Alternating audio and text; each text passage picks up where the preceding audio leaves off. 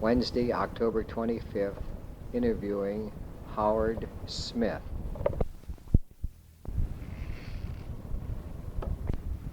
Regular tape recorder. And interviewing Howard Smith. And the first question I'd like to ask you, Howard, is when you were born and who your parents were and your mother's maiden name. Well, I was born in the year of 1895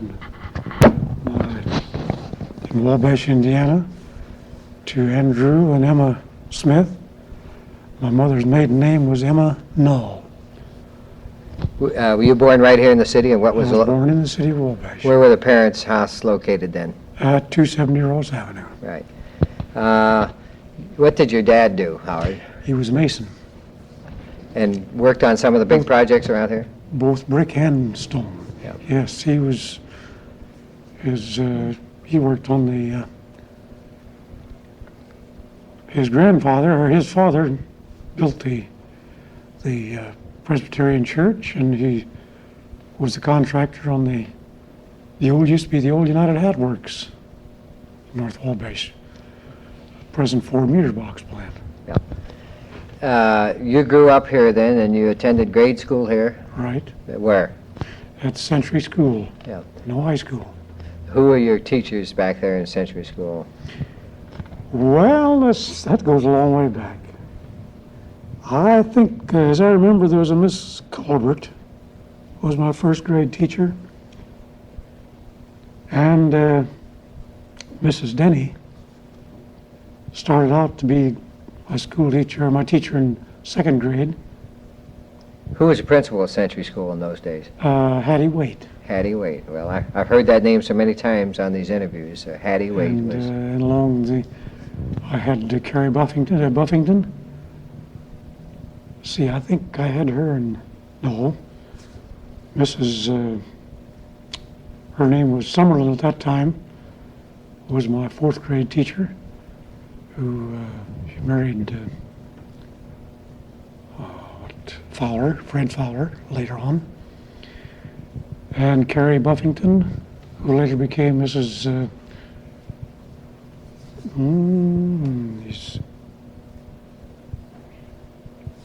Well, I'm asking you names that go back 60, 65 years ago. Yes. Out of the blue here. Yes, and she married the man who was president of the Old Citizens Bank. Howard, now you mentioned in the introduction here that you did not go to high school. No, Why did you quit school?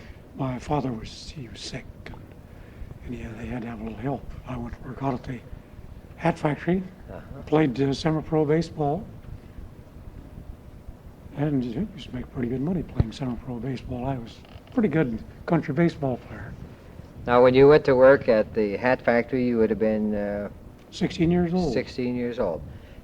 Tell us about the hat factory. There's very little written about the hat factory, who owned it and what you did and so forth. Well, Aaron Meyer, Mr. Myers owned the hat factory. That is personally owned manufacturing concern.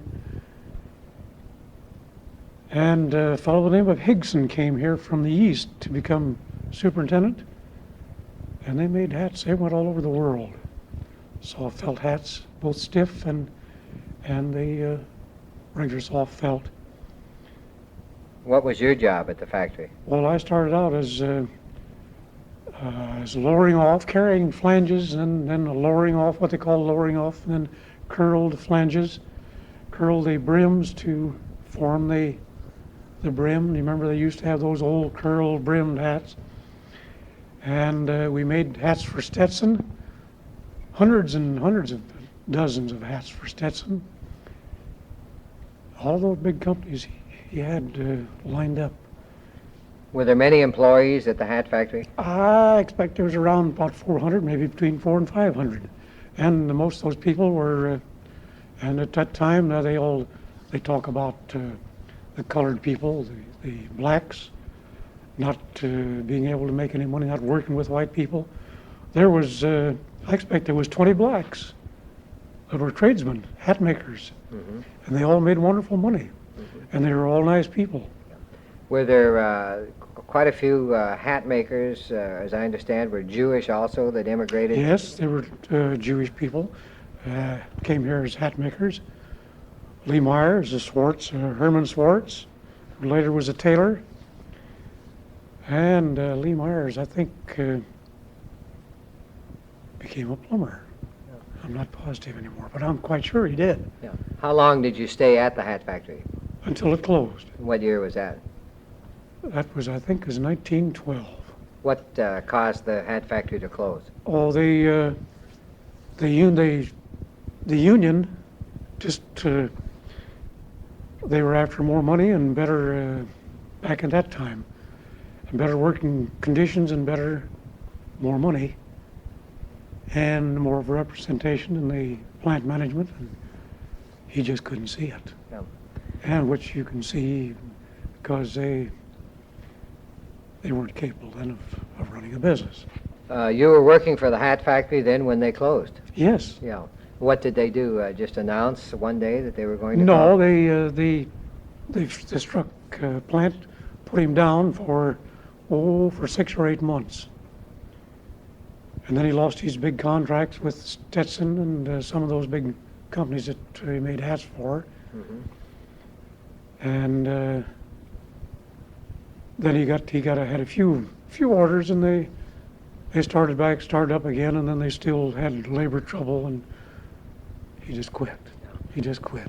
Did he move out of town then? Or? No, he died here. His son moved out. His name was Aaron Myers, and he moved back. He went back east. He had 2 daughters, and I think they were both married here and went back east. Mhm.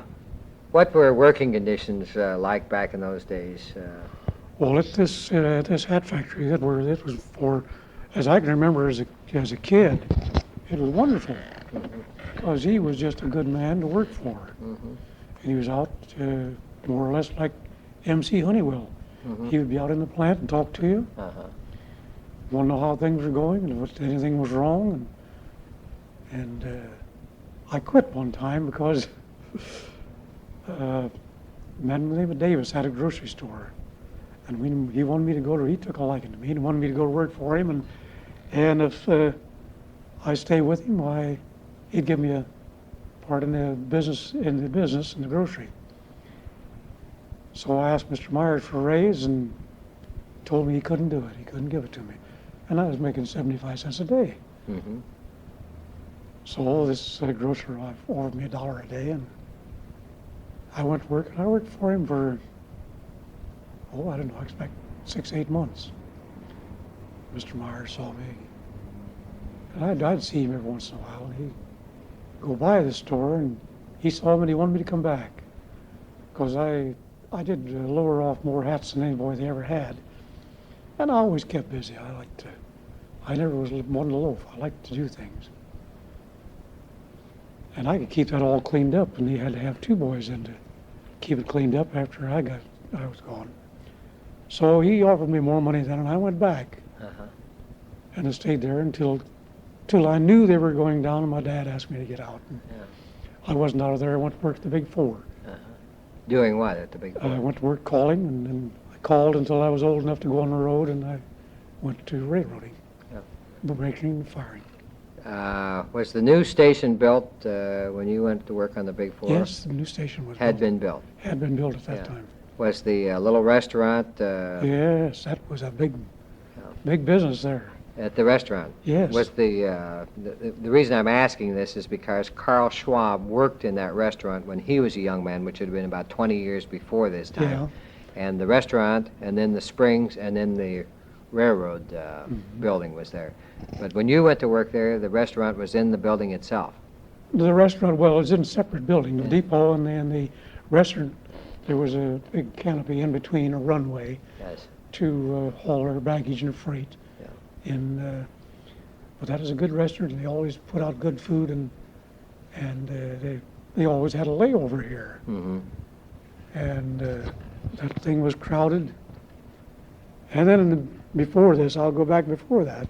I used to, when I was still working at the hat factory, and when I was in school, I used to sell papers for Valentine Pricing. For whom? Valentine Pricing. Valentine Pricing. Yeah, Pricing. Pricing. And we'd make, us boys would make the big 4 trains and the Wabash trains, and I think there was either 6 or 8 passenger trains on the big 4, and there was at least that many on the Wabash.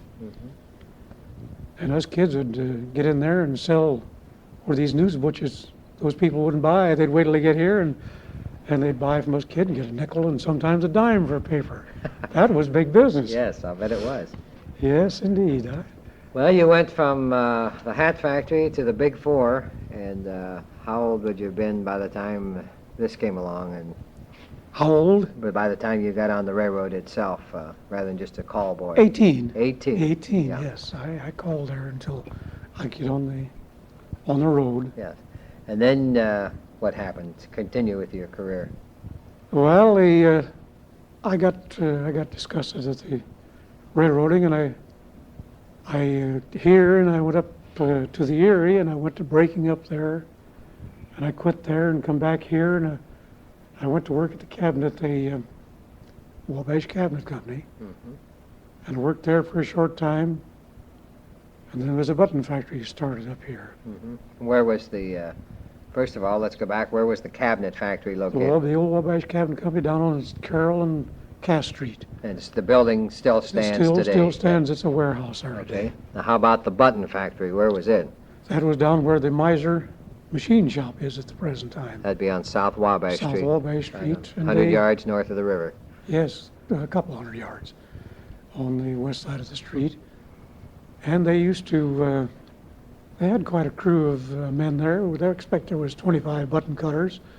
And that was a business that you had floaters all the time, come and go. And that was good money in that. That's the reason why I went there from the cabinet company, because there was good money. And it took quite a long time to learn to cut buttons, to run a saw. You had a round saw the size of our pearl. You remember when they had pearl buttons? No, that was before my time. Is that right? Yes. Well, it was pearl buttons cut out of mussel shells. And we had a round saw, and there was two direct streams of water. Then you'd split those up and make, if you had a button to cut, you'd split them up and make 4 or 5 streams. And a small button, you'd have 2 or 3. And we cut shells out of the Mississippi River, out of the St. Joe River, out of the Wabash River. The Erie, Tippecanoe up here had a good shell, a wonderful shell. But this river up here at North Manchester, the Eel River? Eel River, that didn't, the shells out of there they weren't any good to make buttons out of. Who owned the button factory? What is the Muscatine Button Company Uh-huh. out of Muscatine, Iowa. Uh-huh. Sam Bowlby came here as manager and part owner. He was partner in the plant, and he would go around and buy. They had fellows come here and dig shells. They dug and they dragged for shells. They dragged the bottom of the river with 3-prong. They'd twist 3 wires together and make them out of a loop with a loop up the top. And they'd have a little prong goes out each of the 3 ways, and then they put them on a rope and drug them, and they'd pick up a mussel shell and it'd clamp shut on one of those. And you'd be surprised the number of shells they'd get. They'd put that on a bar and drag the bottom of the river. And that was, they made good money doing that. Where did these buttons go to the... Well, they went back to Muscatine to be finished and sold to the various mercantile companies that made clothing. In the East, most of that stuff. This would be prior to World War I then? Yes. Yeah. Yes, it was prior to World War I. I went back from the button company to the Erie, because they got the hiring back up there again. They wanted me to come back up, and I went back to Erie. And then I came back, and I went from the button factory to service World War I. How did you happen to go to service in World War I? I just wanted to beat the draft. And you enlisted I enlisted, yes. in what? I wanted in the Air Corps, Mm-hmm. and I got in the Air Corps. They sent us from here to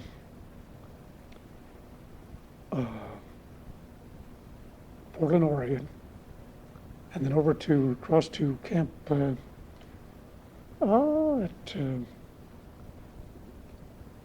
Washington, right across the river from Portland.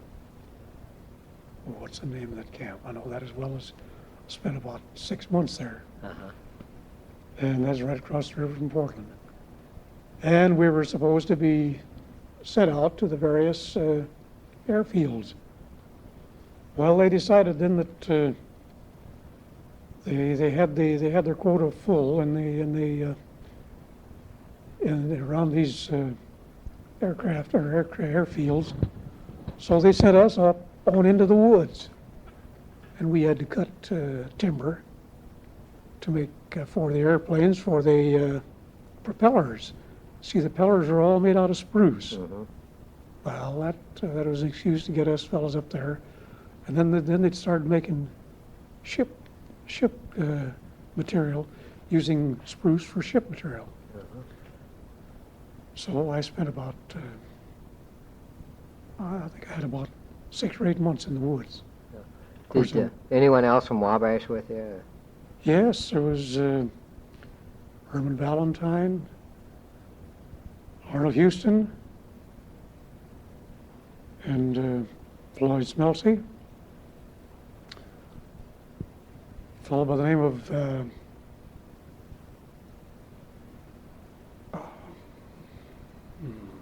that's a long time ago. What was his name? When you spent this 8 months up there and cutting spruce for propellers and so forth, then what happened after the 8 months? Well, of course, we were in camp there. That wasn't Fort Lewis, was it? No, Fort Lewis was on up about just about 100 miles. Mm-hmm. Aberdeen, not Aberdeen. Vancouver. Vancouver? Vancouver. Yeah, right. And I went out for the baseball team, camped the division baseball team, and made the baseball team, and then I didn't have to do. I never got a day of KP in all the time I was in service. Uh-huh. And I played baseball in the divisional baseball club. That's where I got my cheekbone knocked down. We was playing a championship game for the Pacific Coast Championship. And of course, you don't remember anybody back that time. And I was first baseman. My arm had gone. I was a pitcher, and my arm got sore. So I went playing first and second base. And there was a captain of our outfit. He was in the Pacific Coast League with Sacramento. So when he was sent to our outfit, of course he bumped me off of first base, and I had to go to second base. But he was the captain of our company, and I never drew a day of KP, and no latrine duty or anything like that. Uh-huh. And the guy was discharged when the armistice was signed. I was one of the first out of the barracks. Well, let's continue your career. What'd you do when you were discharged? I came back to Wabash, and went back to work back up on the Erie Railroad for a while. And I came back. I didn't like that. I had met my wife, and I didn't like that. Too much chance I almost fell off the end of a cut of cars. It was about 5 below zero that morning, and we had a big rain and then sleet and snow, about 5 inches of snow, and those cars were just nothing but a glare of ice. And I got down to set the brakes on a cut of cars over there at Ohio City, and I slipped off the end, and I was just hanging there hanging on to the brake wheel. Mm. I got myself back up there, and I went on and finished that trip. And when I got back to Huntington, I quit. Were you married by this time? No. Still hadn't. I had met my wife. And came back and went to work at the Wabash Cabinet Company.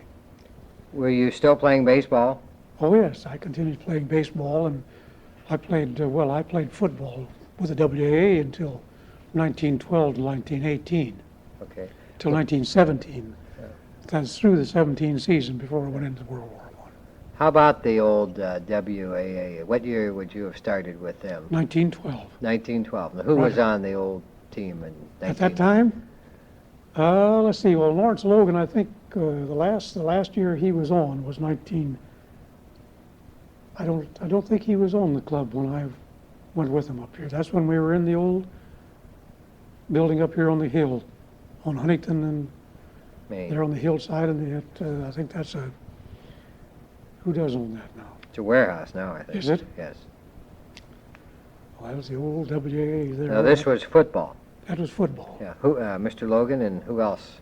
Can Well, you remember? there was Son McPike and John Farr and John Zimmerman and Bud McCowell and Red Milner and George Yarnell and Kenny Yarnell and Bruce Wright and Oscar Bricker, Homer Pyle. Most of these young men were like yourselves, were just out of school, high school, and some had gone to Yeah. college, I imagine. Yes. And was Homer Showalter on that group? Homer never played with the WAs. Never played No, with he them. was on. He'd gone to Wabash College, and he never did play with the. But Howard, his younger brother, when he came back from Wabash, Mhm. he was. He made all state football team as an end. He was a nice ball player. Do you think Football. that those ball players, by today's standards, were they pretty good? Yes, those particular boys could have played on any football team, because we had top. See, they brought teams in here. Jim Thorpe was in here, and Germany Schultz and all those All-Americans came in here with various teams that played the Chicago Evanston and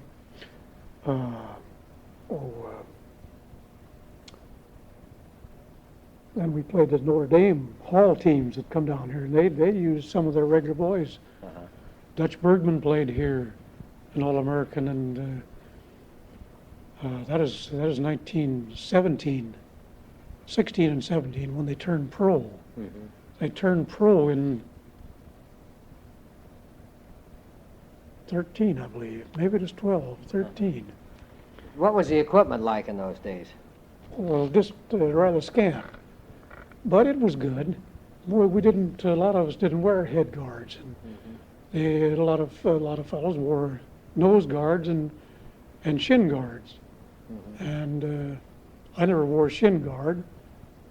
I wore a head guard. I was pretty thin. I weighed about 180 pounds, but I was pretty thin. What position did you play, Howard? End and halfback.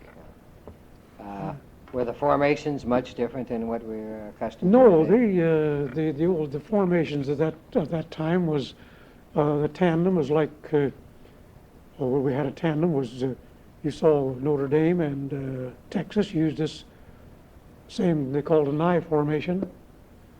We had to call it a tandem formation then, and then the three backs was just a T formation that they have now, and our spread formations were the split end, the split formations. We had it's just the same thing. Who was your coach?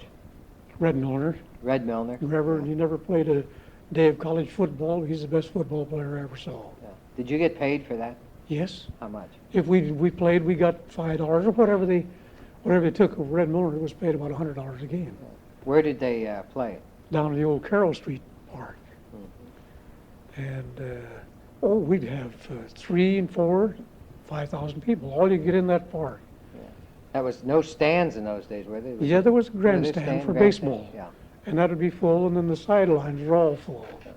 The sideline was just, there's about 3 or 4 yards, maybe 5 yards from the sideline over to the fence. Did they charge admission? Oh, yes, indeed. They charged $1 and $1.25. They were very good. Billy Jones had charge of it.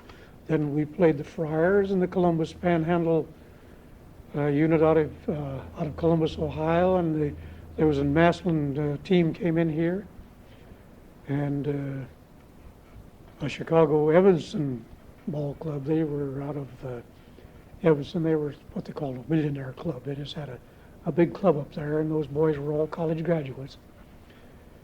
You know, this is a funny thing because one of your big fans back in those days who can remember all the names is Art Schenkel. Did you know as a kid, yes. Art Schenkel used to hustle down to the field whenever they Oh, played? yes. And he recalled they had total recall on the great names that Yeah. played football. Well, Karl Schwab would remember all of that, Yeah, too. probably would. Let me, they have a basketball team also, Howard? Yes, they had a basketball team. Homer Hipskin, who was in Indiana, he was captain in Indiana. George Yarnell and Kenny Yarnell played basketball. And there was a big boy that came here that he was from one Eastern College. I can't call his name. He was center. McMinn. And he was a wonderful basketball player. He was about 6'6".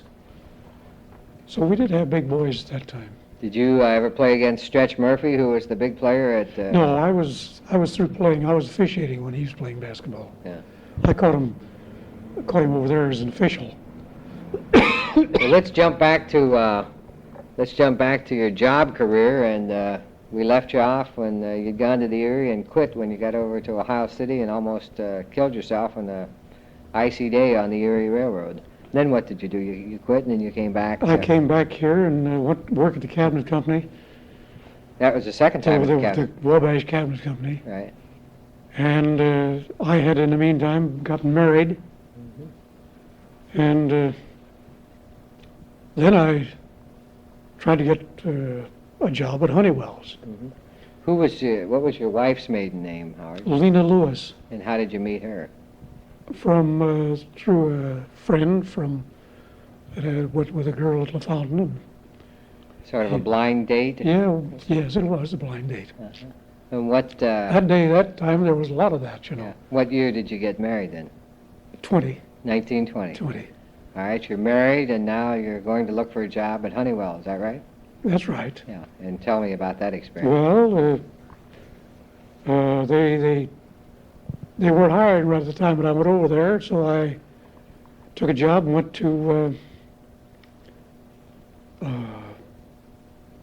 Connorsville in another big cabinet company down there, and I worked there a while, and I didn't like that, so I came back, took a week off, and came back, and went down to Honeywell's every morning for a week. Who was the employment manager? How did they? Roby, he was superintendent. Howard Roby? Kenneth Roby. Kenneth Roby. He was the superintendent of the plant. He done all the hiring. And he had an excuse. He said, you always made more money than we can afford to pay.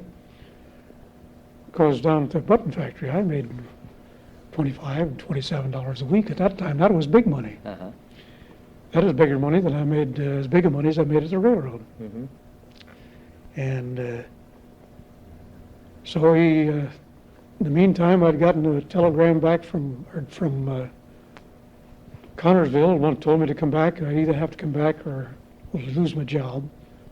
So I took the telegram down and showed it to Roby, and he hired me. What was your starting wage and your first job then when he hired you? As I remember, my starting wage was 40 cents an hour. Did you have a physical or anything in those days? No. You just went to work? We just went to work. You didn't have to fill out an application? No. They just took your name They out? just took your name and, they just actually didn't take your name. Everybody knew everybody else. Yes. And then I worked at Perry Cross, worked down there, and he sent word out to Perry, Perry lived right across the street from me, for me to come in and go to work the next morning. So I went down and went to work and sent a telegram back to Connorsville that I wouldn't come back. Was your wife living here at the time? When Yes, you we were living in Wabash. Well, you started Honeywell's, and what's your first job? Well, I started to building what they call a modustat. That was a little controls they put on steam radiators. Mm-hmm. See, there used to be a lot of hot water and steam. Most everything was, there wasn't very much warm air. It was all hot water and steam. And they were building. Well, you had to work at everything. You had to work on thermostats and these modutrolls, and these were modustats. And we later went into modutrolls. And they were building the D motor then at that time. That was the P.F. Shivers that were going to work here, had been working here for a couple of years, and he had developed what they call a D motor. Mm-hmm. And then he developed a switch to put on this motor to control oil burners. And they started to getting this D motor was the D motor itself was to operate dampers originally, until he developed this switching mechanism to operate oil burning or oil burners. And I got out there and we got short on some stuff out there in this department I was in, and I liked what I saw out there, and it looked to me like that was going to be the coming thing on it, so I asked to be transferred out there, and they transferred me out there. Mm-hmm. Where was the factory then? That was down on over there on West Canal? On the corner of Canal Street and Miami, and the one that the D motor department was down here on South Wabash, which is now the Data View. Right. Did they have any, or let me ask you the question this way. How did they know that you were ambidextrous enough to work on a modustat or a motor or something? They had no formal personnel checking or anything like that? Did they just assume that someone could go in there and work with their fingers and their eyes and their mind? Or? Well, that's the only way I can determine that, because Roby was he's a pretty shrewd fellow, and he asked me what I'd love. Told me they had two jobs. I said, well, this modustat or modutrol sounded pretty good, and after I got into it, I'm a fellow that I'd rather do a job that I can move around on, and this modustat was just set in one place. Confining, very confining. And then they had 2 or 3 fellows working there, and they only put out just so many a day, and heavens, I had that many put out before noon. Mm-hmm. Mm-hmm. And I couldn't stall like that. Mm-hmm. Who was your immediate supervisor when you started down there on that? George Keller was over that. Yes.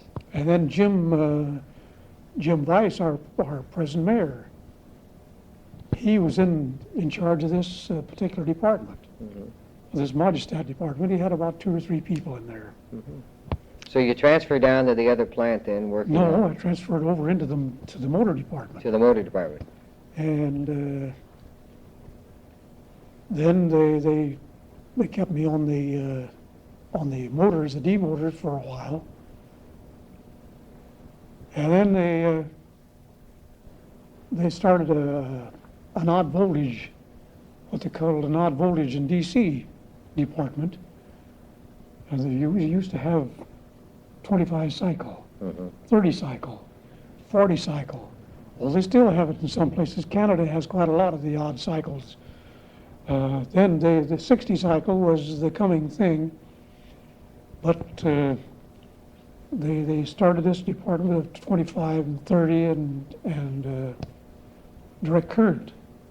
So they put me over there, and because it was in the direct current job, they had a little relay, and they wanted to know if I thought I could build that. And I looked at it and I said, yes, I can build that. And so I built that, and we started to put them inside in the motors, and I built some of those motors up, and they wanted me to take charge of the department. Then they put 3 or 4 fellows in there and a couple of girls. I took charge of that, and I was in charge of the odd cycle department there. I wasn't I didn't build the D motors very long, as these were all D motors, but then went into this odd cycle department. And I was in that until they merged, and What year was that they merged? that was in 26. In 26 they merged with... I'm pretty sure it's 26. They merged with whom? 26 with the Honeywell, or with the Minneapolis Corporation. Okay. Going back now, had you met Mr. Honeywell by this time? Oh, yes. What's your first Well, I met meeting with Mr. Honeywell when I was a kid. And what was your first meeting there as a kid? Well, I carried washings for a lady for two women that done washings, and this one lady done Mrs. Honeywell's laundry. Who was the lady that... Mrs. Weaver. Mrs. Weaver. And where did she live? She lived up on Northeast Street, Yeah. and that is close to where I lived, close to my home, Ross Avenue. Mm-hmm. And I carried washings for her and Mrs. Brady, Mm-hmm. along with my paper routes when I was a kid. And that's how you met Mr. Honeywell the first Yes, time? that's I met Mr. Honeywell, and sometimes he'd feel sorry for me. They'd make me come in, and of course I'd have to deliver the washing or come and pick it up when it'd be cold, and make me come in, and they'd give you cookies and stuff like that. Mr. Honeywell was a marvelous fellow back then. Yeah. Now, where did he live then? He lived up on West Main Street, On West Main. where Kenneth Carmody lives now. Yeah. What kind of a lifestyle did Mr. Honeywell have in those days? Well, he was pretty active in everything. This is when you were a kid now. Yes, and Did he ever, well, did he? No, that's when he was in this, he was a plumber at that time. Mhm. And that was after he'd gotten married, and he was a plumber. And he had a little place of business up on the corner of where this little cleaning establishment is up there. What's the name of that place up there on the corner of Hill and Nick's Clinic? Nick's? Yeah, that's it. Yes. That's where his shop? That's where his shop was there. Right. And they had a control then, too, that he started out on, was, I got one in my own basement. A generator, what we call a generator. Mm-hmm. And that had mercury in, Mm-hmm. that forced your water around, Mm-hmm. caused your water to circulate around through your system faster than gravity. Hmm. And that was quite a thing, and he built them there, and then he came down here on the north side of the alley on Wabash Street, on the west side of the street. Between Main and Market, Yes, on the west side. on yeah. the west side of the street, on the Right. north side of the alley there. Right. And he started building those generators, and there was a man by the name of Tillman that had developed a thermostat. And Mr. Honeywell took him in. Yes. And of course, Mr. Honeywell always got credit for that, but that was Mr. Tillman's Uh-huh. invention, the thermostat. Uh-huh. And then they worked out a little, and this Mr. Tillman had this gravity motor with a weight on. Mm-hmm. And as you're going now, we're going back ahead of that comes before this other. Right. He had a little flywheel with a lug on that was worked by with battery, and when you had made contact over here, it would cause this to make contact and kick this lever up, and that'd let this loose from this lug, and that'd make another half turn and open or close a damper. Mm-hmm. And that he got to building quite a number of them, and that was what they called a spring motor. Now, this would be before electricity was common, and these would be battery operated. That was battery operated. Right. Well, did then you know Mr. Tillman, too? Did you know him as a... No, I knew who he was, but he was in and out of this before I... Came on the scene. Yes, that's when I was still a kid. Yeah. That's when he was still up here on Wabash Street, up on the hill. Yeah. And then when he first came down here, Mr. Tillman was with him, and then they separated. Mm-hmm. And Mr. Honeywell got both a the damper motor and the thermostat, some way, I don't know. But I think, as I remember, this Mr. Tillman lived in Indianapolis, and he was still alive here a few years back. Did Mrs. Honeywell, the first Mrs. Honeywell, as I understand, was a lovely and a very gracious woman. Yes, and Yeah, marvelous. as is second Mrs. Honeywell also. That's right. Yeah, She was a marvelous woman. yeah. And, But, had a nice house on Main oh, Street. yeah, they had a beautiful house down Yeah. there. Then he bought this place up on North Wabash Street there. Uh-huh. And after they got up there, then a short time after they got up there, the original Mrs. Honeywell died. Mm-hmm. But I think, as I remember, she died in Florida. Mm-hmm.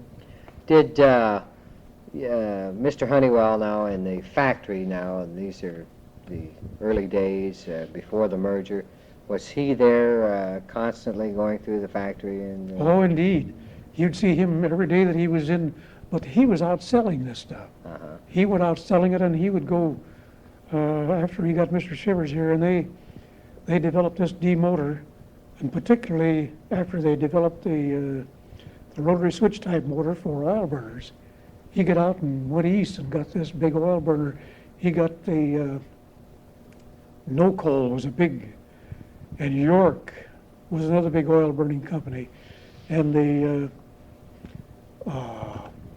Timken silent automatic. It was a Timken silent automatic then. They were the biggest oil burning company, and he with this rotary switch got that business. Mm-hmm. And that was all something that Minneapolis didn't have. They did nothing but damper motors. Mm-hmm. They, for some reason, they didn't have any luck in getting into the oil field, the oil burning field. But they, you don't remember, but I remember that after I first got into the Honeywell organization, into Honeywell proper, at that time, these cities, they had a municipal heating plant in Peru, and in Huntington, and in Marion. And they had controls on those valves. And that was another thing Mr. Honeywell tried to get. But Minneapolis was in on that. And they had trouble a couple different times. Mr. Honeywell came around to me one time and wanted to know if I wouldn't go out in the field and go into the service end of it, along with me in the plant there. And I told him yes, because I was able to find trouble, and they'd have trouble in their motors and their equipment. The motors they were building, I could find it pretty quick. And he wanted me to go out in the field then for one special call, because they'd put stuff out on experimental basis. They'd go out and install this for people, and for these heating people, and they would let them operate after the fellow would put in a furnace or a boiler. Well, if it didn't work, then I'd go out, or Jim Davis, and we'd find the trouble and see what it was in, whether it was in the unit or whether it was in the installation.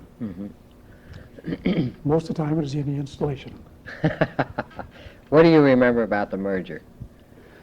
Well, that merger was a godsend to both companies, because Mr. Honeywell had gotten into this, as I told you, had gotten into this oil burner business. And there were so many of them that they were faulty. There was, in this switch, they had them to, they would blow up. They'd cause an explosion.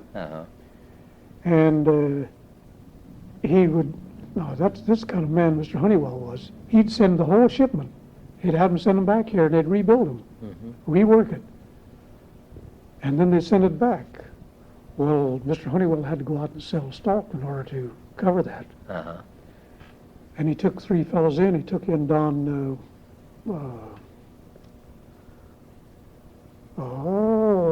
Bill Huff and Don. Anyhow, they had several $100s, and they went in and bought some stock, and that tied him over for a while. And they got caught again, and they had another bunch of stuff that he sent back and to make good, and he had to go and get some more money from around some of these businessmen. Now, you were working there at this time? Yes, I was working there at that Did time. you didn't miss any pays or anything, did you?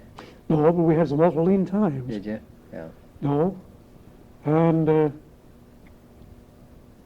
at that time, that is before the merger, we had some awfully lean times, and that was because all this stuff came back, and we had to work overtime, and we had to, because some of us worked for nothing, Mm-hmm.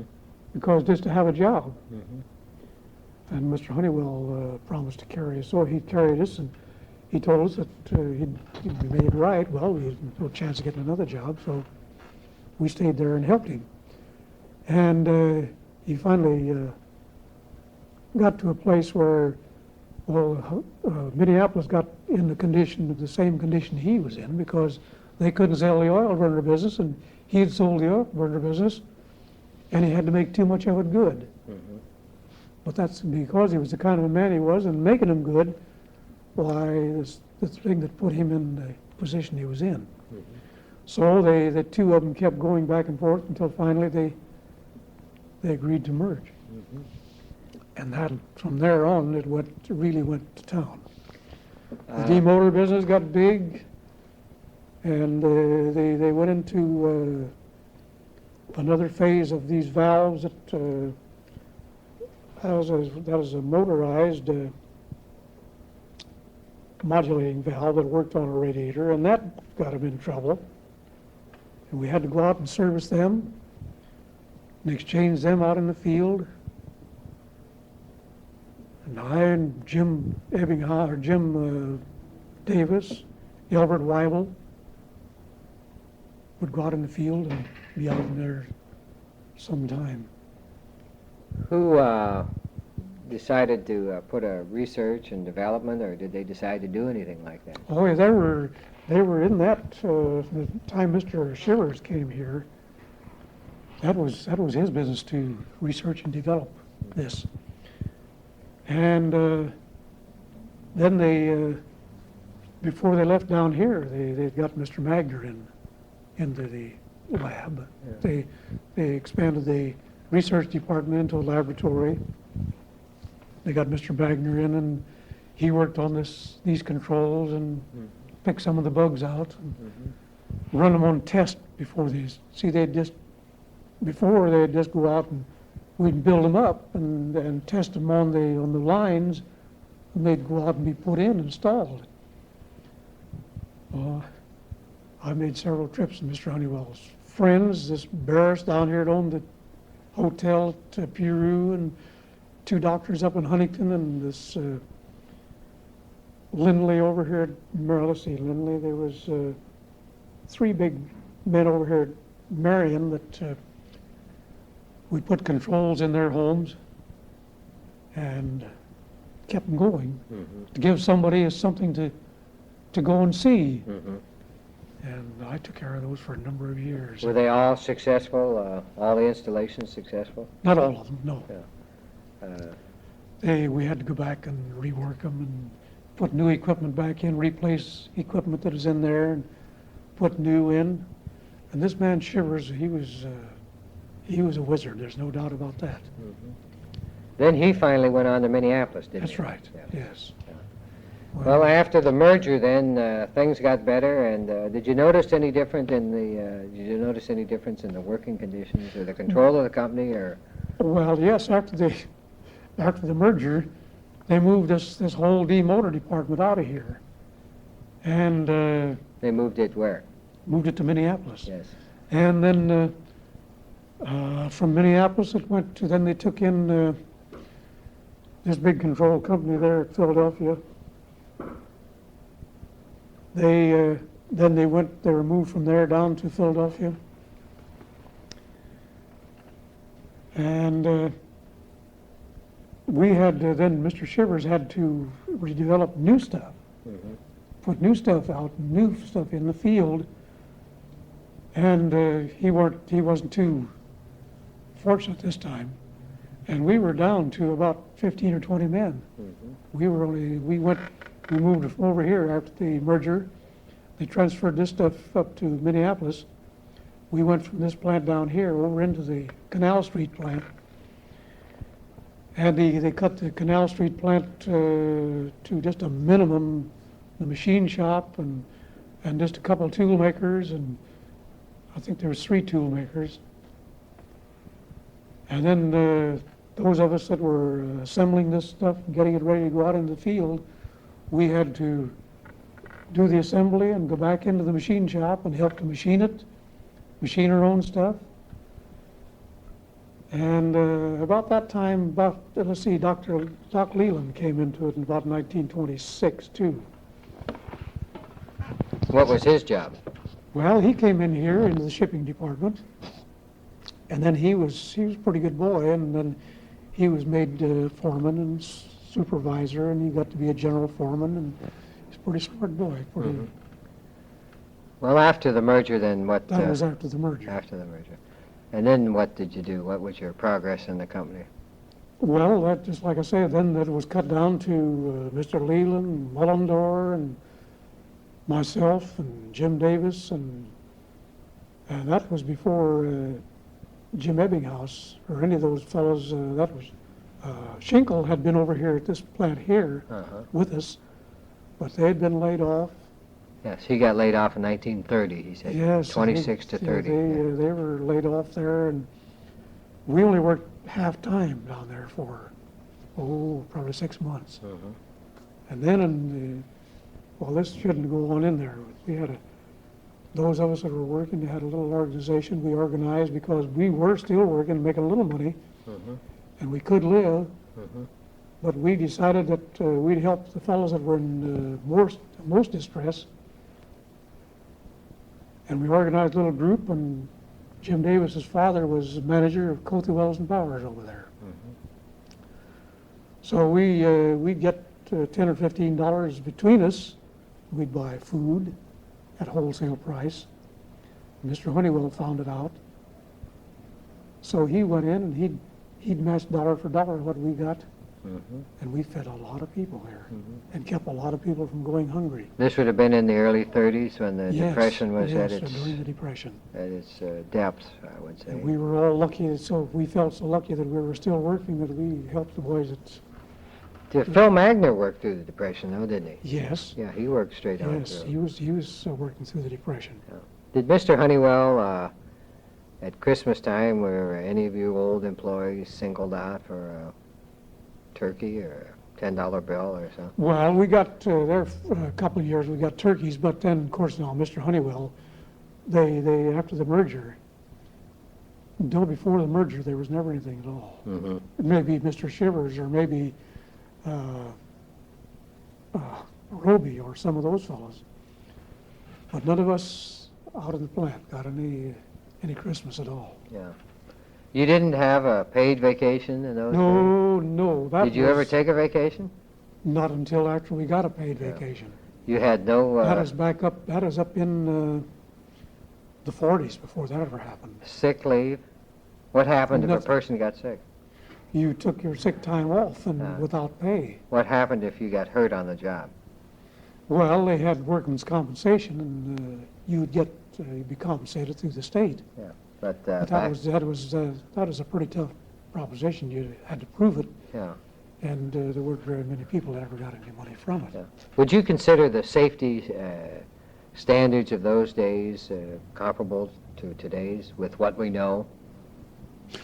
Was it safe? Was it safe working there in the 20s? Yes, because everybody was safety conscious anyhow. Sure, yeah. That was, we preached that to everybody, and everybody that come in, that was the first thing you told them, the proper way to do it, and the reason why, and for safety purposes, and for their own safety, and the same way with in the electrical end of it.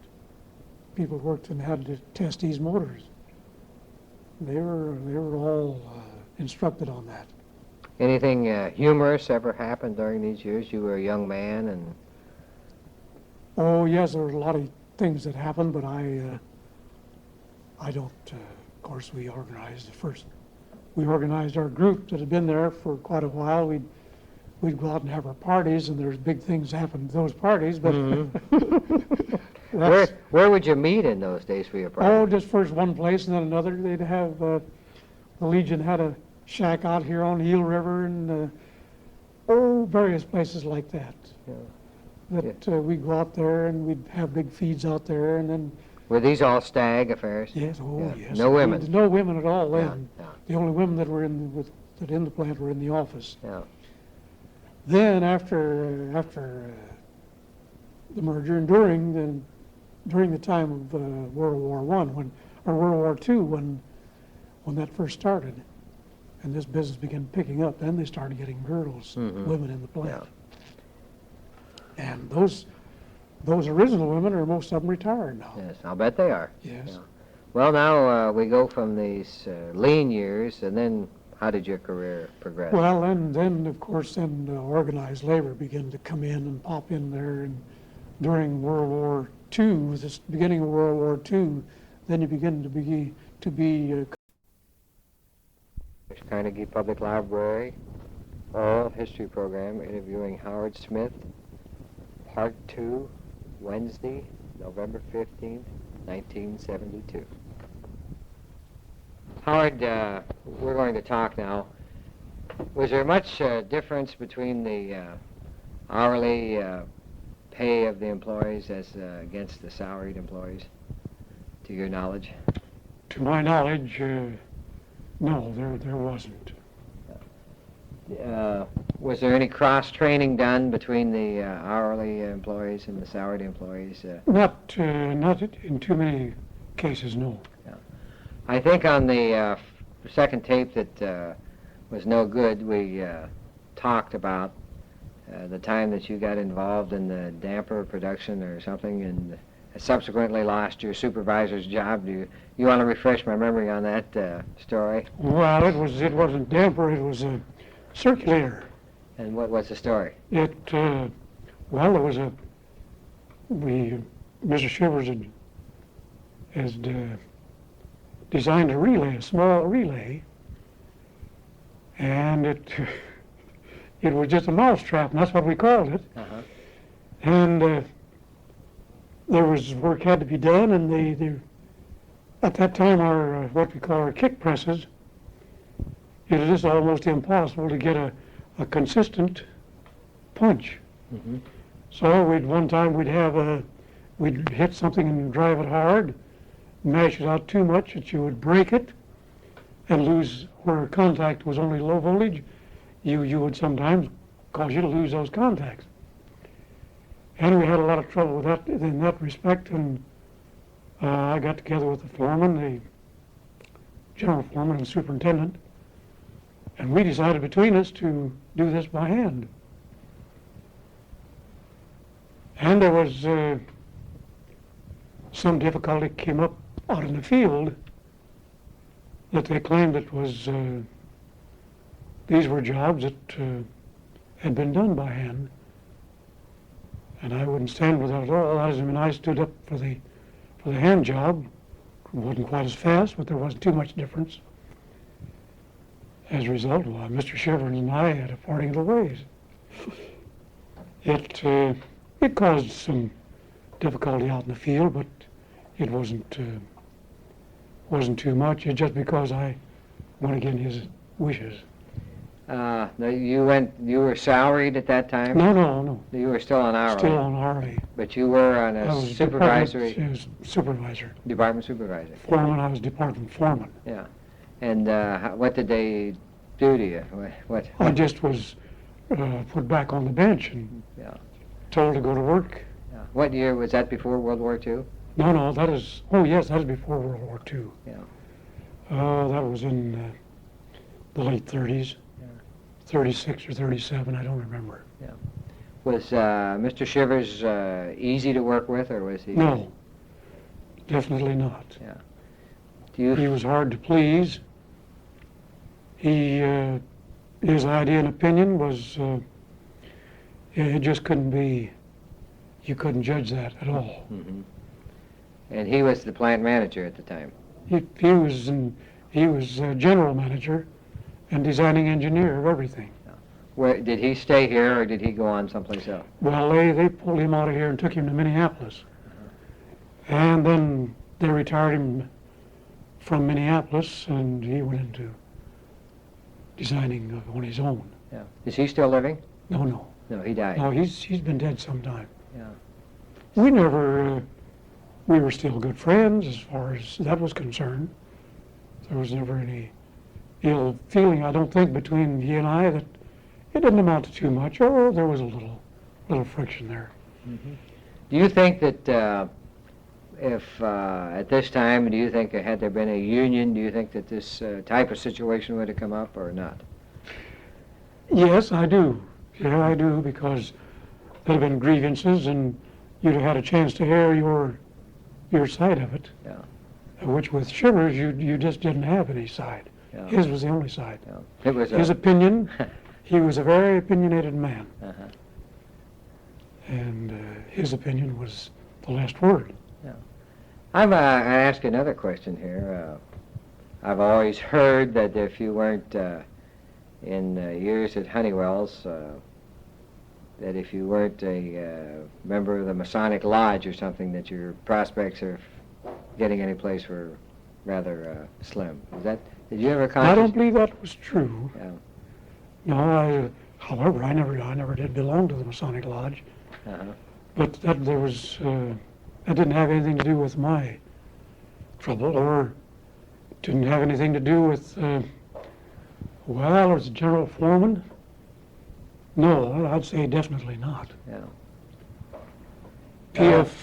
P.F. Shivers was a Mason, Mm-hmm. and I think that I'm quite sure that Harry,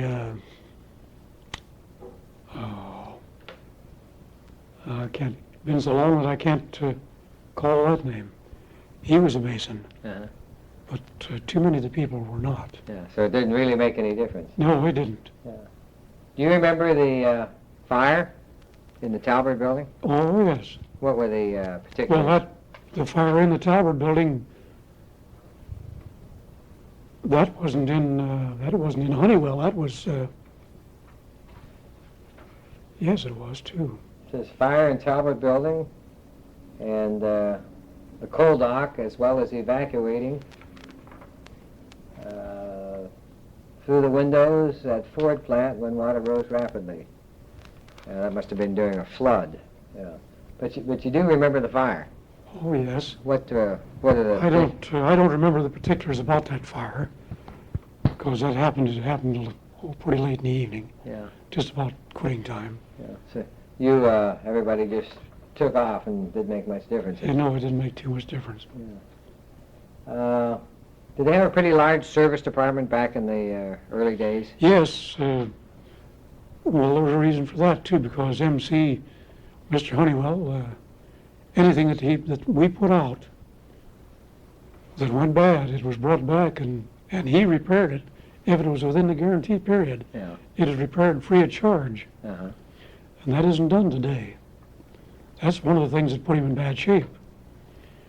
Yeah, we had a good-sized service department. They even stopped production Uh-huh. 2 different times that I recall, and reworked stuff that had been sold Mm-hmm. out on the jobs. Mm-hmm. They just recalled everything on the shipments. Mm-hmm. As to silent automatic, that's when the oil burner business first got started on the booming. Mm-hmm. And no coal people in the east, they were the 2 big eastern distributors of oil burners, and they both had quite a little trouble. Mm-hmm. That is from that rotary switch type job that I told you about before. Mm-hmm. And that's what I went around here, around our immediate area over the state, and took care of. What was the particular problem at that time? Well, there was a what we call a rotary switch. The motor was fine, and the maintaining switch that made the turn inside to stop and to restart, there was no problem there, but it was on an exterior rotary switch. Uh-huh. We had a shaft that turned up there with 6 and 8 leads on, and that rotary switch had 8 contact strips. Mm-hmm. And the adjustment on that had to be absolutely perfect. And then if you happen to get some phosphorus bronze that would not hold their form was a little bit soft. Mhm. That would eventually straighten out. You'd make contact between two other pieces, Mhm. and that'd cause a direct short and burn the whole thing up. Uh-huh. Oh, there was a mess of things that happened there. Uh-huh. But you did stop production and They these stopped production and rebuilt them. rebuilt them all. Rebuild them in the production line. Yeah. Of course, that got them right back out on the job. Uh-huh. But nevertheless, that cost Mr. Honeywell and his two partners a lot of money. Did you ever see Mr. Honeywell mad? Yes, What was the but occasion? not mad enough to discharge anybody. What was the occasion? All things that would go wrong, and he didn't think that they was critical enough on their inspection. It wouldn't be the employee, it'd be the department head or the foreman. Yeah. Or P.F. Shivers. Uh-huh. Mr. Honeywell and Shivers had quite a few go-arounds. Yeah. Would Mr. Shivers stick up for the employees pretty much? Or? No, No. he was a buck passer, Yeah. definitely a buck passer. I had rather interesting conversations since I've talked to you. You probably saw in the paper that I talked to Jim Weiss. No, I didn't see that. Yeah. Jim and I sat down last Wednesday when you were busy, and we did his years down there in the foundry. You remember Jim and Forrest working? Oh, yes. Yeah. Well, Jim was in charge of an assembly department up there. Uh-huh. When I first went to work, Uh-huh. why, we went short on some parts, and I went over there and went in his department, and that's where I told you one of the things where I didn't like it, because those fellows in there, they had a definite idea of what they was going to put out, and that was it. Uh-huh. Jim told me, this is rather interesting, I think. Jim told me that when they needed that room that the foundry was using, they needed it for some kind of an air-conditioned room to make some sensitive instrument. Yeah, that was during World War II, that start. But he said that he negotiated to buy the foundry from Mr. Honeywell directly. Yeah. And that Mr. Honeywell was advised by certain persons at the Honeywell factory to take the whole thing and make a price on the whole thing, and Jim Weiss said that he would only take part of it, the things that he could use. And he never advertised. And he did Honeywell's business, of course, and his Yeah, long time. Yeah. But he also reminded me of a time that in 1936 when Landon came through here on the campaign trail. Do you remember that incident? Yes. Do you remember what happened at Honeywell at that time? Well, we just shut the plant down. Everybody went to the Wabash Railroad to see Landon. And that was a must. Yeah. Where did you? Where did the train stop? Up at the Wabash Depot At the depot. on the present Norfolk and Western. Yeah. Did Landon get out and make a talk? Yes, he talked on his back on the back platform. Mm-hmm. Yeah, Alfred, the Sunflower Man. Yeah. Did they pay you for that time that you were off? Oh, yes. Yeah. And then you took what, an hour or two to do that? We were probably up there an hour and a half. Yeah. Did you know that Jim Weiss didn't go that day? No, I didn't know that. Yeah. And he said when he came back that that he and his brother Forrest were the only two that didn't go. Well, they were, those two guys, they had their own minds, you know. Yeah. Uh-huh. Did Mr. Honeywell admire a person who thought for himself? Oh, yes. He'd come around through the plant. He was, that is one of the reasons why he was successful. He'd come around through the plant. He didn't go to the foreman or to the general foreman, or he'd go and, of course, talk to the Shivers and those fellows that were in charge of departments. But he came around and he'd want to know what was happening. Uh-huh. Did the guys level with him? No, indeed. Yeah. Because he liked everybody. He called everybody by their first name. Yeah. And if he met you on the street, it was still Howard or Yeah. John or whoever it was. Yeah. And he was, when I knew him and when I worked down there for him, he was above board man. But there apparently had been some dealings when he first started out that weren't above board. Mm-hmm. Do you feel that when the plant grew, do you think Mr. Honeywell lost contact with the numbers and the names and so forth? Not until he began to slip. Yeah. But he kept right up with it. Oh, yes, yes. And he would, he still had opinions and ideas. Mm-hmm. And we'd know when something was going on because we didn't have two tricks at that time. We all worked overtime. Mhm. And if you worked till 10 o'clock or 10:30 or 11, you might see Mr. Honeywell coming in or leaving his office. Mhm. And occasionally he'd come out in the plant, but and he'd get out and walk. And when he had this foundation in mind, Mhm. that man would walk all night long. Who do you feel, what's your feeling, or how do you feel about the merger between Honeywell and the Minneapolis company? Who do you really think contributed most to that merger? Honeywell, Honeywell? because of this electric control of your oil burning units. Mhm. At that time, Minneapolis wasn't successful in their try to get the oil burner business. Mhm. And Mr. Honeywell had it cornered, but the difficulty that he had just almost broke him. And if it hadn't been for the merger, I think he would have gone broke. Who do you feel received the credit? Well, I think MC Honeywell. You think he got the credit after it was all merged? And Oh, yes. Yeah. Because, well, we know Mr. Honeywell talked to a group of us, and he told us, Well, let's go. What happened? How did this come about? Did he call you in the office, or? yes, he said that things were in the making, that there was possibility of this merging happening, because they were, because of the fact that he had almost completely cornered the oil burning market. Mhm. And that Minneapolis was after him, but they still wanted him to concede too much, and Mhm. he wouldn't. He had to later on because of his financial circumstances. Yeah. Who was at this meeting? You and who else? You mean the? Meeting with Mr. Honeywell, and he was telling you this. Oh, there's. I think the Doc Leon was in it. Don Rodabaugh, of course, was in on that. Mhm. Bill Huff, and this fellow was superintendent, Harry. Well, I can't call. Isn't that the funniest thing? You can't call his name. Is he still living? Yes, but he's in Texas. He's in Texas. Well, I'm not too sure he's still living.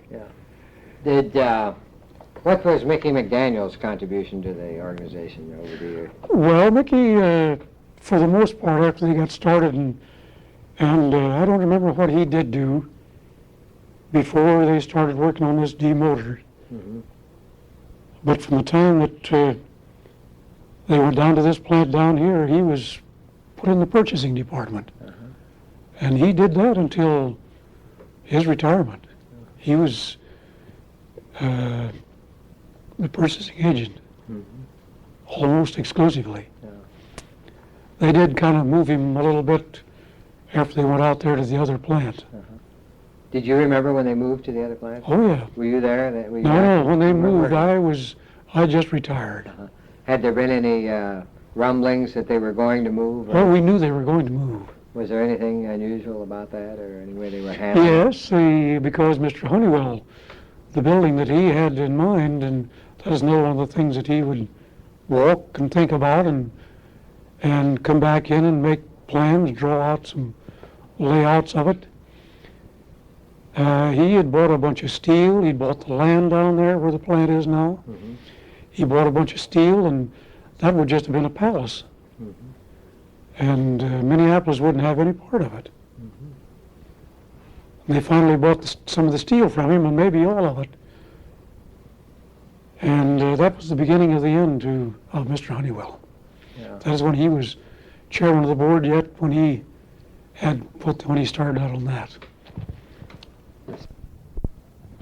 We've never discussed, Howard, you and I have never discussed the relationship between the men in the union and the plant in the union.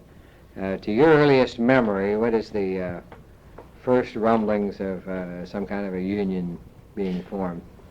Oh, that was back just about the start of World War II. Mhm. when these international unions wanted to come in, and the company was for it. They didn't dare agree to it. They didn't dare tell you that they were for it, but in a roundabout way, they were responsible for us organizing our independent union. Mhm. I was contacted, and two other fellows that were contacted. Well, I contacted those two fellows after I was contacted. We had talked about union before. The plant. They knew the employees, Uh-huh. because we were either going to have to do that or recognize and join with some of these international unions, and our relationship with the company had always been too good. It had been. It had always been too good. Yeah. You could always go and talk your grievances out with management Mhm. and your department head, and if you didn't have that satisfaction, well, you could go to Mr. Honeywell even. Mhm. And of course, that is when Mr. Honeywell was being eased out Mhm. at the time of World War II. Yeah. Now, who contacted you? Did the management contact you to? Yes, form a one union? of the, I won't name him personally. Yeah. He's one of management, Uh-huh. And he top personnel of management. and he told you to form a company. Asked me what I thought of it, and I told him what had been discussed among some of us employees, us older fellows that knew that we were going to have to be involved in it, Mhm. and we had a lot at stake. Mhm. Honeywell was one of the first companies to have company insurance. Of course, we had our own company insurance for sickness in our own organization, Mhm. the employees only. And then Mr. Honeywell put some money in that and backed us in that. Well, then they joined Travelers, Mhm. and that was the first around here, the first company around here to have an accident and health insurance for the employees. I'll be darned. How about the union now? You get a union started and you have an organization. Yeah, we organized a union. There was three of us that started out, and we got two more boys and a couple of girls. And we all contacted everybody that worked in the plant. We contacted, and we got about 70 to 80% of them to sign up. Did you put any coercion or force on them to sign? No. No, there was nothing like. Of course, the opposition we had were those people that wanted to join and go into an international union. That was pretty strong at that time back there. Uh-huh. So we went ahead. We saw we had to hurry. We went ahead and organized, called a meeting and organized and elected officers, and went to the company and were recognized.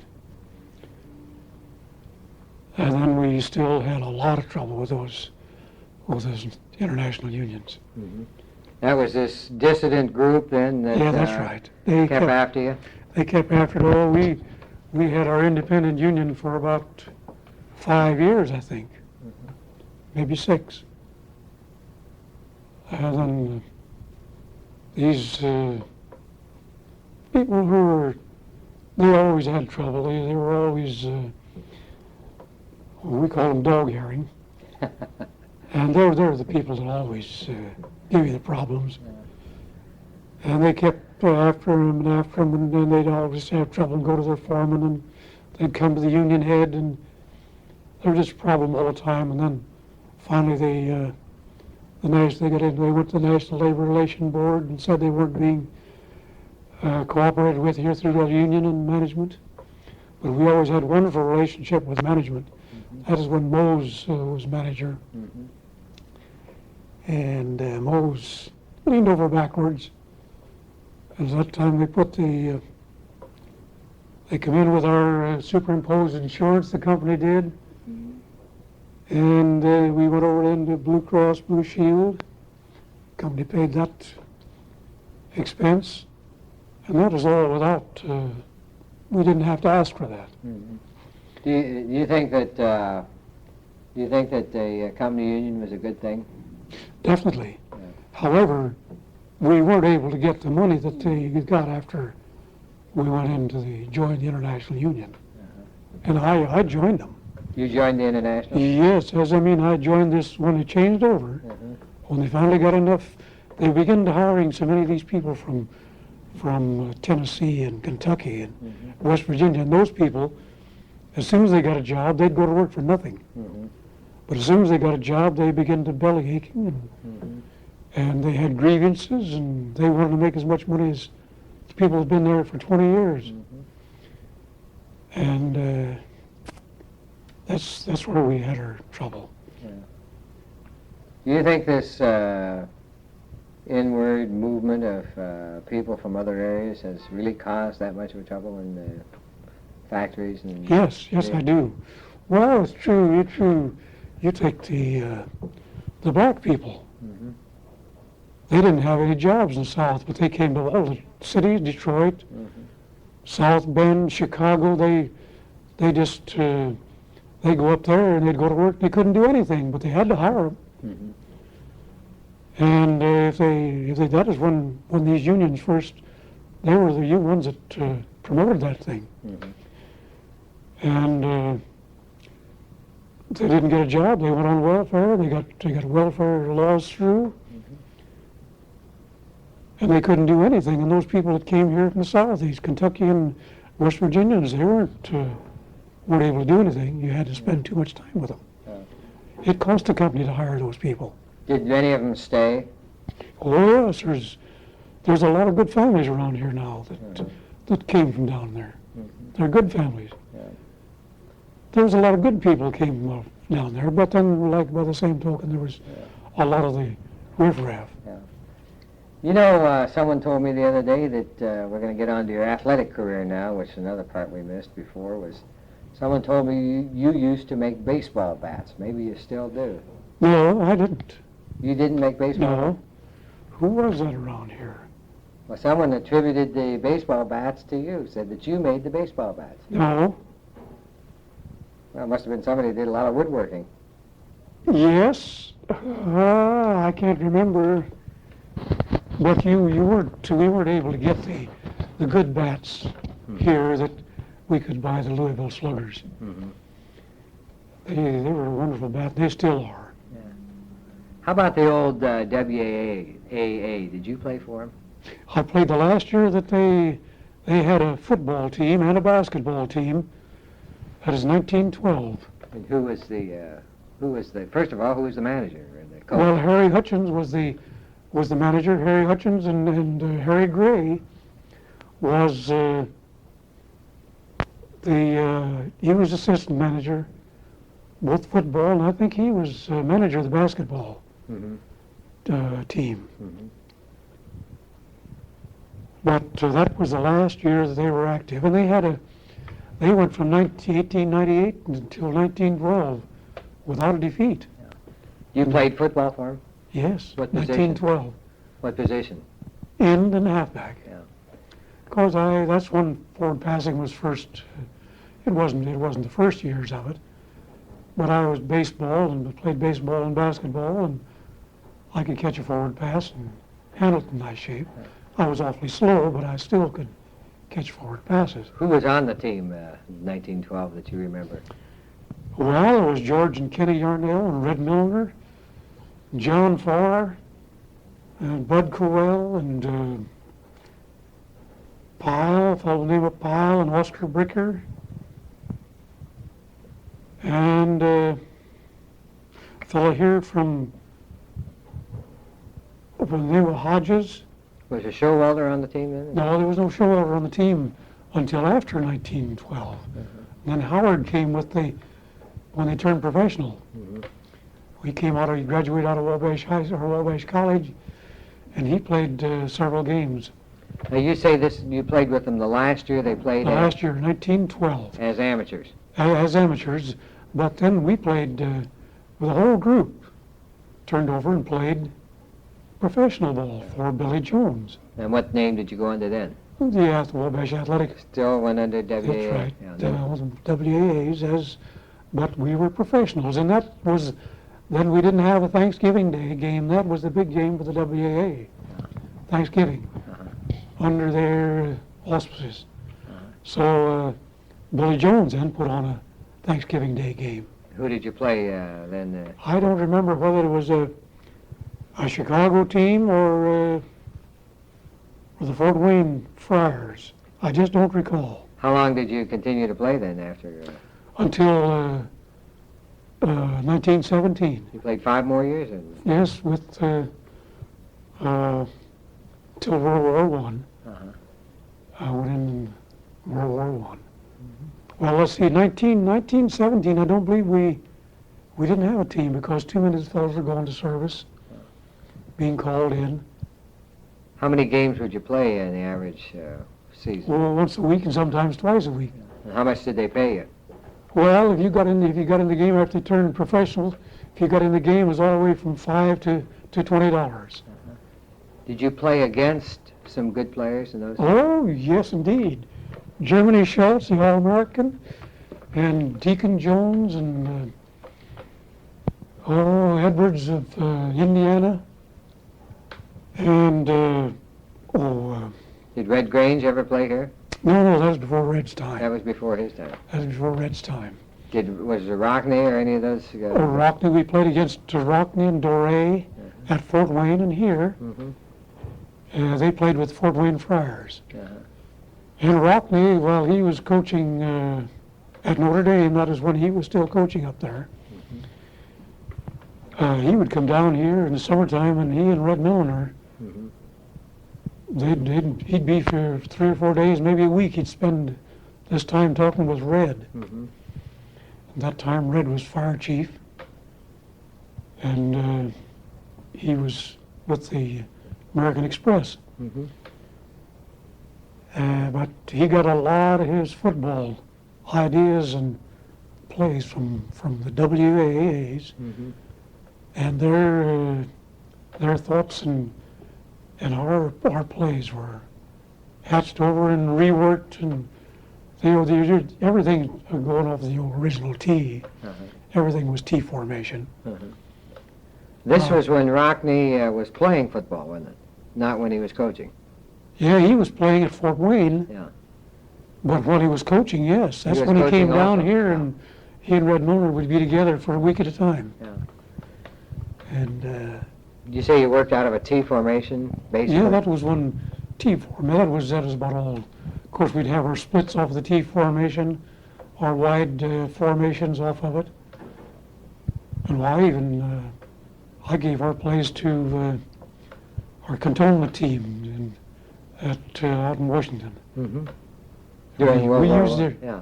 in World War One. Yeah, we used those. I didn't play. You didn't play then? No. Yeah. I played baseball and boxed, but I wasn't.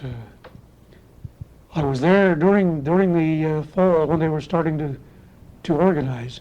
And this was the cantonment team, not a company team. That was the cantonment team. But we had 2 fellows that played with the Columbus Panhandles and Canton Bulldogs. See that? Canton Bulldogs and the Columbus Panhandles were 2 of the first professional teams in the country. Describe to me what it would be like going to a game, say, in 1915, a professional game here in Wabash, where the field was and what kind of... Well, there was no professional team here in 1950. 15. Oh, 1915. well, in 1915 we played all of our games down at the old Carroll Street Park on South Carroll Street. What's there now, today?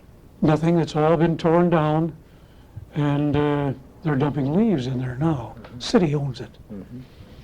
But that was baseball and football. Was there stands? Were there Yeah, stands? there was one grandstand. Then in the fall, they put up bleachers on both sides because the high school played their games down there. I forget what year it was that the high school went out to their own field. Was it fenced? Yes, oh yes. Oh, they had a league baseball team played there. George Mullen played in there, Donnie Bush, and Walter Everett Scott, and there's just dozens of them. Did you ever play with that team? Indeed, I did. I played barnstorming ball with Mullen, and those fellows year after year when Mullen come back. Was George a good ball player? Oh, wonderful. Natural athlete? Oh, you mean George? Mullen. Now I'm talking about George Mullen. Yes, George Mullen. Yes, he was a wonderful baseball player. He was a pitcher. And he was an outfielder. He was a good hitter. Mhm. And he won a lot of his own ball games. He was a home run hitter at that time He was with Detroit Tigers? with Detroit Tigers. Yeah. And then he jumped over into that, that was the name of that league that organized. Continental League or something? Well, anyhow, he Was the jumped Outlaw over. League? He had his Yeah, outlaw they call it league, the and he Outlaw jumped League. over there. Yeah. But still, then at that time, we'd go back and we were playing summer pro ball out of here. Mhm. If we'd play some, say, like Elkhart or Goshen or Indianapolis or down at Peru or Kokomo or Logansport, those fellows, you could go and get a battery out of any of those big league clubs. If they weren't scheduled over the weekend, we could use those fellows. $35, $50 a game. Well, we played some wonderful baseball back at that time. I was a pitcher, but I couldn't pitch when we had those boys. What did you play when the big ones came in? In the outfield and the first base. Yeah. Did George Mullen lived here Yes. off-season then during the Detroit? Yes, he married a girl by the name of Walkerman. Mhm. And she lived here and died just a few years No, ago. I remember her at the Yes. twilight of her days up here. Yes. Grace, I think was her name. Yeah. Yeah. She's a wonderful woman. Well, that's George. I don't think back in those years ever made any money playing ball. Well, he was, Not the big money like they make now. oh, no. No, he'd make as much coming back here in Barnstorm as he would almost through their regular season. Would he work in the wintertime here then? Or? He worked at the old service motor truck company. In the wintertime? Yes. Yeah. And he was in the office out there, and then he worked in personnel, and then even when the service motor company took over out there, he was out there. Did you ever have any offers, Howard, to play professional ball? Yes, I did. With? But I, with Kalamazoo, the Southern League, Mm-hmm. Southern Michigan, Mm-hmm. that was in the class of the 3I League. Uh-huh.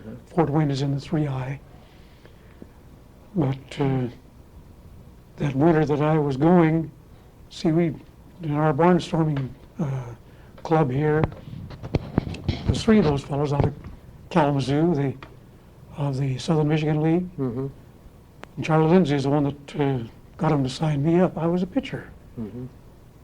And that's when these big Negro teams would, Kansas City ABC, Monarchs. Kansas City Monarchs, the Yes. ABCs out of Indianapolis, and the French Lick Spruce, these big health spas, you know, Yes. they had their teams, and the big rubber companies, they had professional teams. Mm-hmm. And I played against those fellows and beat them. Mm-hmm.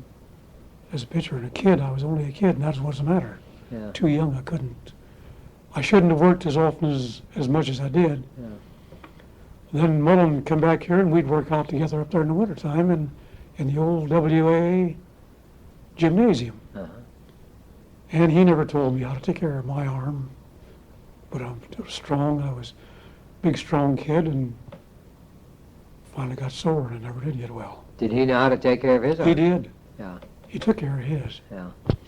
And then he had Theodore Peters from up there at the gymnasium. He was a physical ed man, Mm-hmm. and he was a whiz. Mm-hmm. He had classes in boxing and wrestling. Mm-hmm. They had a wrestling team out of here. And he took care of Mullen, but he didn't me. Uh-huh. I had to go back to work. I was working down the button factory, down at the cabinet company, and I could get off and come up there and work out with him. But I'd leave there and go back to work. And I caught cold in my arm, and that was it. Yeah. Well, you were young, Yeah, strong. 16, 17 years old. Thought it was going to last forever. Yes. Yeah. And I was playing good baseball. Mm-hmm. We were playing good baseball here. Do you ever regret the fact that you didn't go on to a career in athletics someplace? Yes, in baseball, well, I couldn't after I hurt my arm, my shoulder. Uh-huh. But I played in the cantonment team out there in Washington, Vancouver Barracks. I was with the Burr on the cantonment team, and we played in the shipyards for the Pacific Coast Championship. Did you remain active in athletics at all? When you Oh yes, up until a few years ago. Did you? Played semi-pro baseball until they quit paying you. And around here, in Huntington, and Kokomo, and Piru, till the lakes started coming in and promoting these lakes in the automobile business. Yeah. When you couldn't get a crowd anymore and they couldn't pay you, then I quit. Then you had it, huh? I had it. When you couldn't go and make from $7.5 to $15 a game, well, I quit. Yeah. That's rather interesting. Well, when we had these good semi-pro teams around here, as a pitcher, I get $25 and $30 a game. How about basketball back in those days, Howard? There was a lot of good basketball played. They had, up until 1912, they always had a good basketball team at the WAAs. Did you play basketball for them? I just played the latter, or the 1912, the last year.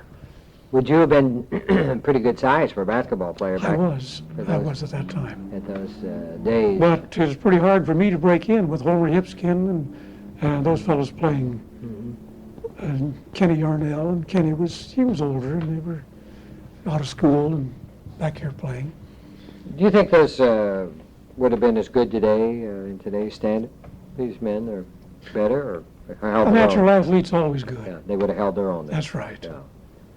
That's the way with Red Milner. Red Milner, back in the days of the old WAA and professional football when it first started here, he was a little man weighing 155 to 158 pounds, a backfield man, and a linebacker. We called him a defensive halfback. But there was nobody could hit you any harder than he could. Yeah. And when you hit you, you stayed hit. Yeah. Same way with, he was a halfback and a quarterback. And that's from the days back there when we could quick kick. And he couldn't kick over about 25, 30 yards, but his kicks would roll. Kicked an end-over-end kick from a halfback formation, and that thing would roll 15, 20 yards. So you get a good... You got distance, plenty of distance. Yeah. Do you watch football today on television? Oh, yes. You enjoy it? I don't dare go to the games. Yeah. I get worked up too much. Yeah. But television doesn't Television doesn't bother me. Which professional team do you like to see play on television? Oh, I just like them all. Of course, I'm for Detroit or Cincinnati or Green Bay Packers because the kids are in Wisconsin, and that's a lot of the good boys from around here. We're on the Packers Club. And Purdue boys were on the Packers team when they first started out. And then when they went to the Packers, they used to play for the Chicago team that was with Hallis, as present owner of the Bears. So that stays with you. Same with Detroit and professional baseball. Because of Mullen and a fellow named Eubanks from up here at Servia, Middleton, who was Detroit. And I'd play semi-pro ball against them in the off season, or come back here in Barnstorm, play against them, and you're always for them. Yeah, sure. Did I ever ask you, did you join the Ku Klux Klan? You did? You asked me that. What was your answer? I said I did. That's the one thing in my life I was ashamed of. You know, this is rather interesting. This part of history is extremely interesting. As I told you, there's very little written about it.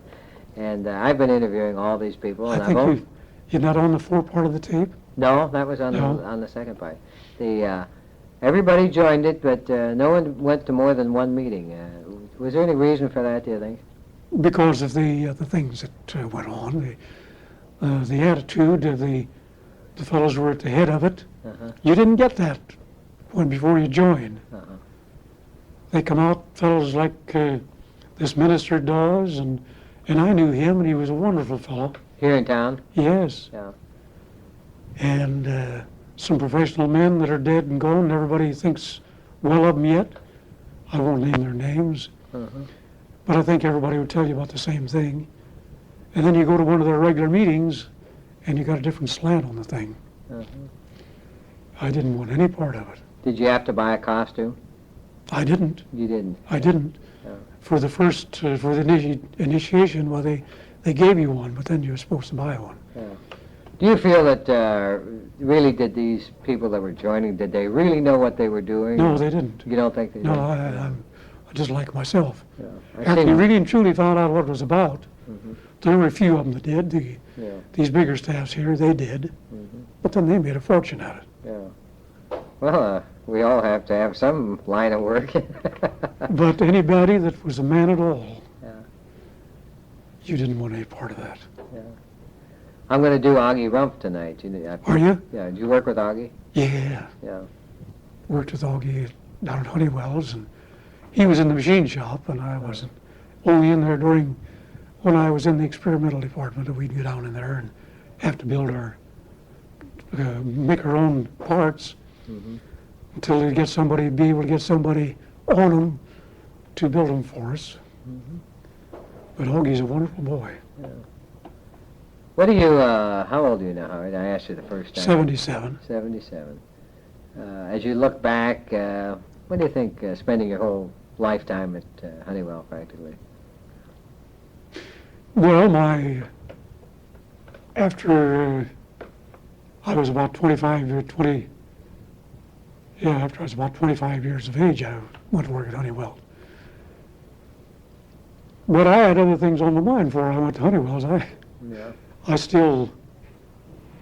I was active in athletics, and I compared not being able to get a job at Honeywell's because of that. Mm-hmm. And that always made good money. Did you look back? Was it a good way to make a living, or Yes, I wish it was- you'd done something else? Oh, I was sorry that I couldn't go on athletics because I was a good athlete, Mm-hmm. and I know that, and people that I played against knew it, and people I played with knew it. Uh-huh. But it would have only been baseball if I'd have got to going on, because I wasn't heavy enough for professional football as it grew, nor was I fast enough. And in my position as a pitcher and an infielder, first baseman, I would have been all right with my speed there. But today, you've got to have a wonderful arm, and you got to be fast. You've got to be an exceptional athlete in order to get in any line of athletics now, pro athletics I'm talking about. Yes. Baseball, football, or basketball. In basketball, if you're a baseball man, or in football, if you're a baseball or a football or a basketball man, you work to an advantage because you can handle the ball. You'll see a lot of these ends yet today in professional ball that can't handle a football. You find your pension adequate, Howard? For what pension do you mean? I presume you have some kind of a Social Oh, Security. yes, I have Social Security and the Honeywell. company pension. Right. And now that's very good, but their present day pension, that's adequate. You don't draw your World War I pension? Now that's going to cut me out of it. See that when I got this increase in Honeywell pension program, well, that cut me out of it. And after the end of this year, then I'll lose it. You'll lose your World War Yeah. I pension. Well, it's 6 of one, a half dozen the other. Yeah, well, but then it's still, I'm going to lose more than I got. Well, would you say that I don't regret it because it helped too many other Yeah. people. Would you say that your financial status then, you prepared for yourself adequately? Yes. Yeah. And you're comfortable? And Well, yes, I'm comfortable. would you say your needs have diminished? And Definitely. You can live on much less. We never eat a meal at home in the evening, go out every night? every night. If she gets my dinner and breakfast, why, she deserves to go out and get what she wants to eat Well, my gosh, I'm not going to tell my wife this, but you do eat out every night. every night. Yeah, where do you go? I mean, Every place, every place. different place every night. Mhm. Out of town, when it's nice weather, we go out of town 2-3 times a week. You enjoy that, and I sure do, she yes, does. I do. Yeah, and she enjoys it. Because it makes the evenings longer, and we see people that I do out of town that I know and have contacted in athletics. I still meet those people. I think that's And these good. coaches, high school coaches, I still meet those people out when I go out to restaurants someplace to eat. Do you read a lot? Read? I did until just recently. I'm beginning to get a little cataract on this eye. And if I read too long at a time, I do read a lot. If I read too long at a time, my eye begins to burn. I'll be there. Well, I think you're in remarkable good shape and take care of yourself, and I think that's probably a compliment to your early days in athletics. I think it is. I think it is. And you've remained trim, and obviously 40 years at Honeywell didn't hurt you, did they? No, it didn't hurt at all. Yeah, I think. Because it wasn't, there was no job at Honeywell's. It was a killer job. And they didn't expect as much of you as they did other places. And in turn, they got more, actually, because you could do what you wanted to do. And if you had an opinion or an idea on something, you go and tell them about it, and they try it. Sort of reverse psychology, huh? That's right. Yeah. Well, I'll be there. It has always been a nice place to work. I've heard Well, that up until for just sure. recently. Well, you mean recently? You mean after World War II, or? After they done away with the, went into commercial, strictly into the commercial end of the control business. What They do you? began to get a different, they began to get people in here from say, Philadelphia, to Brown Instrument, and over here in Illinois from this Freeport. Freeport, and from Minneapolis. They don't care anything about anybody down there, and that's what the company wants, I think, and overall. Were you here when the Freeport group came in, when Bob No. Ensler? You were out by then. I was retired, and Yeah. thank goodness, because I didn't like him. I didn't have a bit of use for him.